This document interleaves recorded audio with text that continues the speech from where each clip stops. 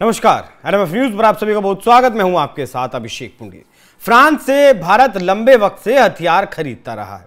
36 Rafale की deal की थी भारत ने, जो ऑपरेशन सिंदूर में भी जिन्होंने अपना जलवा दिखाया।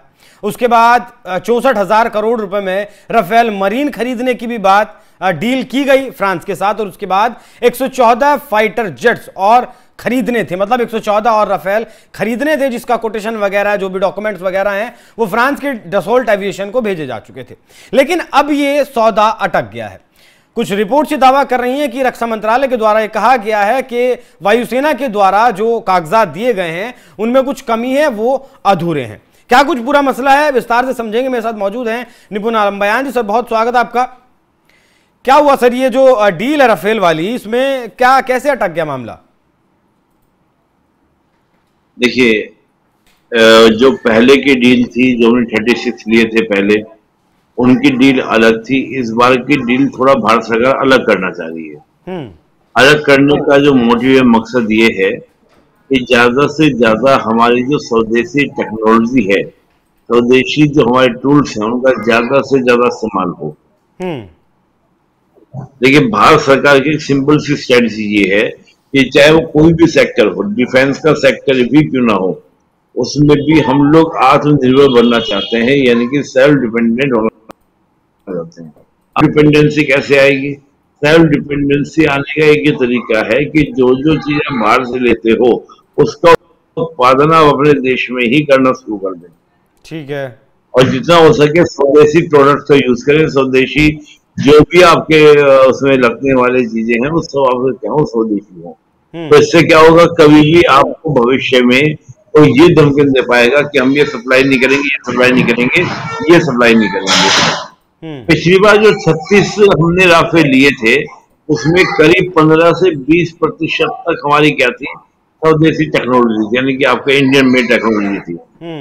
इस बार भारत सरकार का कहना यह है कि करीब हमें 75% ये टेक्नोलॉजी, यानी कि जो 75% टेक्नोलॉजी है वो भारत के द्वारा ही क्या की जाएगी, यूज की जाएगी। 75%।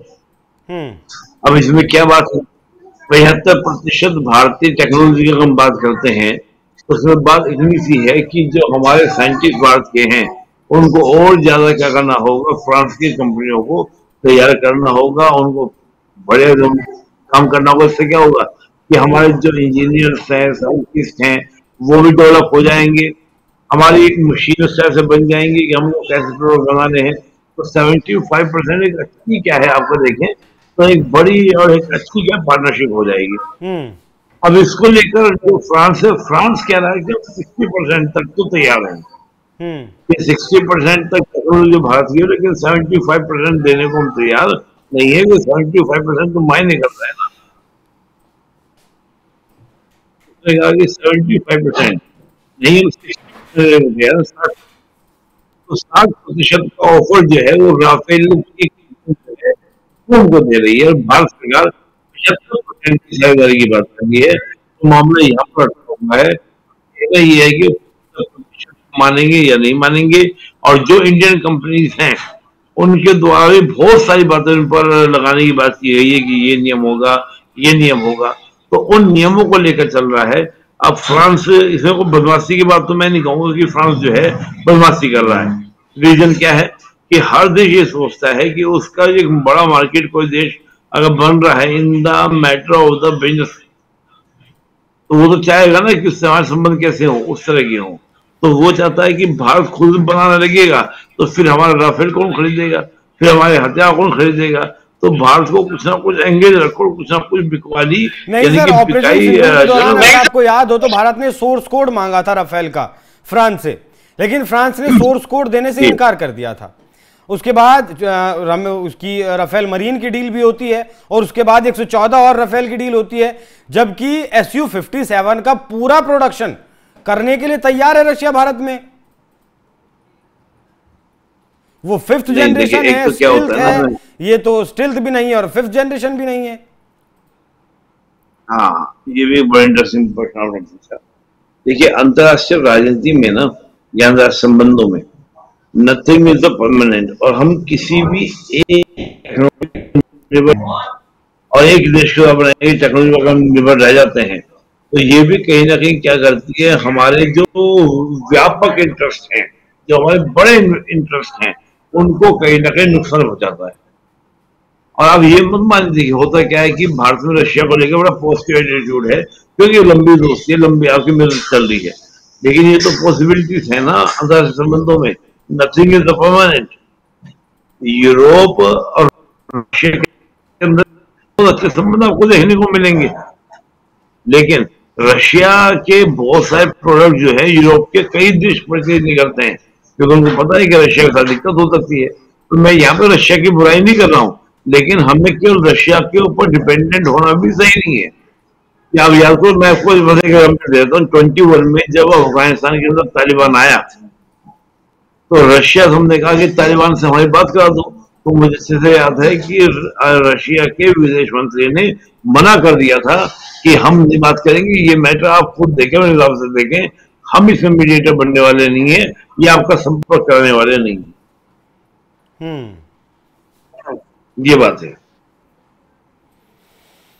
मतलब बात तो वही हुई ना सर, देखिए डिपेंड तो हम बहुत ज्यादा अमेरिका के ऊपर भी थे, डिपेंड तो हम बहुत ज्यादा चीन के ऊपर भी हैं। अमेरिका को बेचते हैं, चीन से बहुत ज्यादा खरीदते हैं। अभिषेक जी, इसके लिए कहा जाता है, एक मैं कॉमर्स का स्टूडेंट भी रहा हूं, तो इसको हम बोलते हैं पोर्टफोलियो मैनेजमेंट, कि सारे फल जो है ना एक टोकरी मत रखो। उससे क्या होगा, अगर एक खराब होगा तो सारे खराब हो। कोशिश करो कि आप हर देश से थोड़ा थोड़ा एंगेज करो। अगर एक देश से तनाव होता भी है तो और देशों से तो टेक्नोलॉजी आती रहेगी ना, वेपन आते रहेंगे ना। उस थ्योरी के अकॉर्डिंग आप देखिए तो आपको समझ में आएगा कि बात क्या है। वो थ्योरी तो ठीक है सर, लेकिन आपको क्या लगता है कि मतलब आपका मैं नजरिया जानना चाहूंगा कि राफेल या फिर SU-57? राफेल। देखिए, राफेल के जो फीचर्स हैं वो F-16 यानी कि आपके जो अमेरिकन जो एयरक्राफ्ट हैं उनको कई मामलों में मुकाबला देते हैं। वो मुकाबला अभी रशियंस के एयरक्राफ्ट उसमें दे पाते। दूसरी बात, हमने रशिया के एयरक्राफ्ट यूज किए हैं, तो बात वही आएगी, केवल आप रशिया के एयरक्राफ्ट यूज करेंगे तो आपकी डाइवर्सिटी नहीं रह पाएगी। आपको हर देश के अच्छे अच्छे एयरक्राफ्ट चाहिए, ताकि हर तरह की स्थिति में, और ये लगता है हमको, ये हमको लगता है। और दूसरी बड़ी बात क्या है, जितने भी प्रोडक्ट हमको देगा वो बहुत ही हैवी कॉस्टिंग में देता है। फ्रांस है, जर्मनी है, ये देश हमें कोई करते हैं, हमको देते हैं, वेपन देते हैं, कुछ भी देते हैं, तो वो बहुत ही चीप मार्केट वैल्यू में देते हैं, एक अच्छी कंडीशन में देते हैं। रशियन तो ऐसे हमारे बहुत कॉस्टली हो जाते हैं, हम क्यों उसको परचेज करें। ठीक है सर, वो तो खैर सेना की और भारत सरकार की बात है।